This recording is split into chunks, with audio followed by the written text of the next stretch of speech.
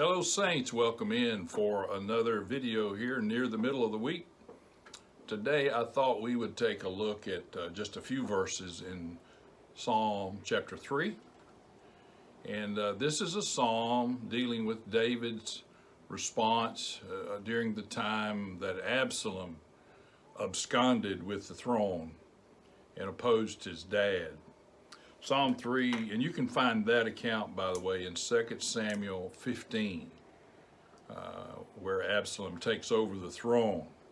There's a lot to be said there that we won't have time to try to say today. Psalm chapter 3, the first 5 verses, he says, "O Lord, how many are my foes, my enemies? Many are rising against me. Many are saying of my soul, there is no salvation for him in God. But you, O Lord, you are a shield about me, my glory and the lifter of my head. I cried aloud to the Lord, and he answered me from his holy hill."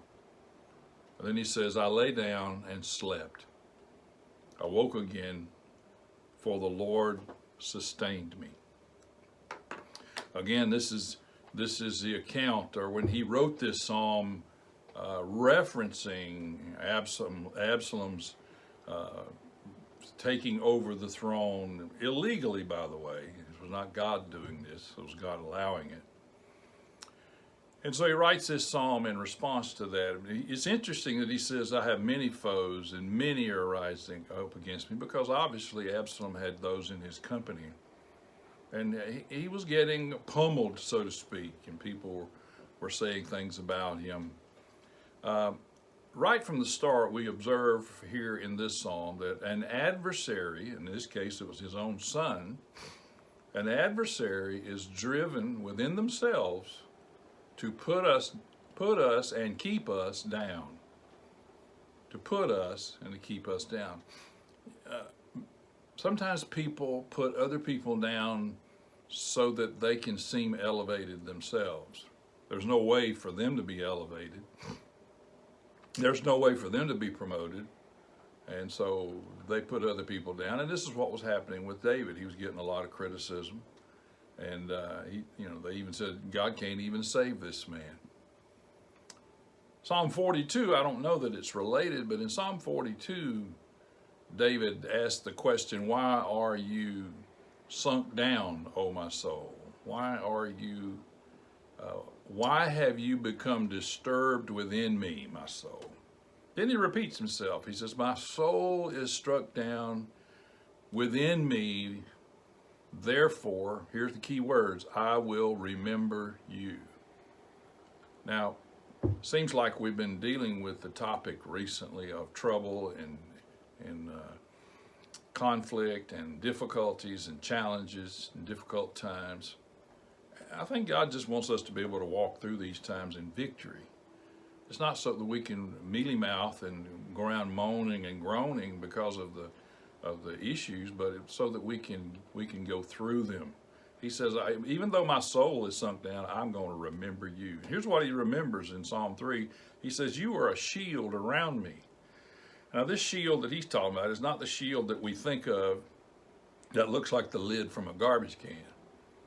But it means a buckler round about. It means something that surrounds us. It's a protection that completely surrounds a person.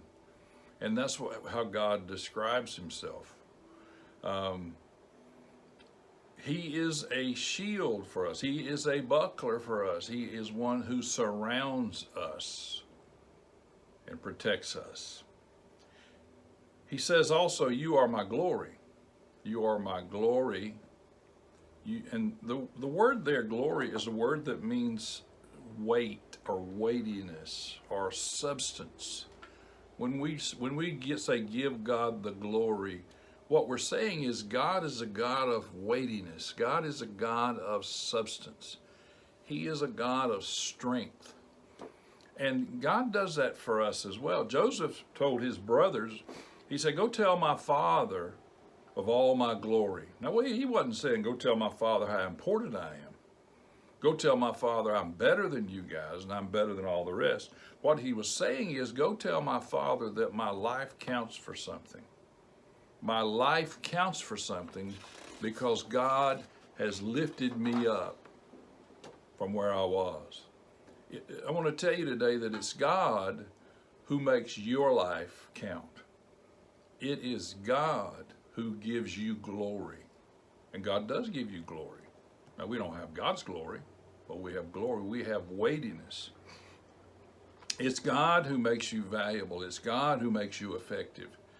It's God, and it's in God, that we carry weight everywhere we touch. We carry it with us. Remember when in Joshua chapter 1, when they were going into the promised land, he said to Joshua, every place where the soles of your feet touch has been given to you. Every place we walk in weightiness. We walk in substance that comes from the throne of God. He says, you are my glory, but he also says, you are the lifter of my head. And so, as I said this past Sunday, the goal is not for us to live in trouble. The goal is not for us to be defeated by the circumstances that are around us, but the goal is to rise above. The goal is to have a positive response. He said, you're the one who lifts my head. You're the one who lifts me up. And I just want to remind you something that we've said around here a lot. But anyway, God is not in the business of putting us down, but lifting us up. Even when it seems that God is knocking our feet out from under us, so to speak, so that we don't operate with self anymore, he's really lifting us up to a place. He lifts us up, and I wrote a list here, and I'll just have to read it. He lifts us up from wounds, defeat, grief, sorrow, turmoil, independence, lawlessness, uselessness. He lifts us up from limitations by other people, your family, your friends, your business associates. We'll put limitations on you if you will allow them. But I want to remind you that God lifts you up above all of that. He lifts us up above the limited expectations that we put on ourselves. And he certainly lifts us up above natural reasoning. Well, this makes sense to me, or that doesn't make sense to me. God lifts us up above all. He lifts us to a place of restoration. He lifts us up in victory over sin and over the devil, in power, in provision, in peace. He lifts us up. God is your glory. He is your weightiness. He is your substance. He gives you substance. I'm talking about in David writing this psalm is probably the lowest point in his entire life. I mean, his own son has rooted him out of the throne, has scared him so much that David is on the run. And he has absconded this throne. He has illegally taken his place on the throne. And David is at his lowest point, and yet he says, you are my glory, and you are the lifter of my head. You are the one that brings me hope and brings me peace. And I want to tell you today, I don't know what you're going through. I don't know what you're experiencing. I don't care to whatever degree the difficulty is. God is still the glory, your glory, and he's still the lifter of your head. David went on to say, he said, I cried to the Lord. And that's where we have to go when we're in the middle of these types of situations, circumstances. He said, I cried to the Lord and he answered me. And because I cried to the Lord and he answered me, basically he said, I slept like a baby. I laid down and I went to sleep. And then I understood that it's the Lord who sustains me. It's the Lord that moves me along the path. It's the Lord who girds me up. So I want to tell you today that, maybe you are going through something. Maybe you're going through something tough. I don't know. David wrote later on, for he will hide me in his shelter in the day of trouble. He will conceal me under the cover of his tent. He will lift me high upon a rock. And now my head shall be lifted up above my enemies all around me. You have a good day and a good week, and lift up your head because God is lifting it up. And go out there and act like somebody. Good day.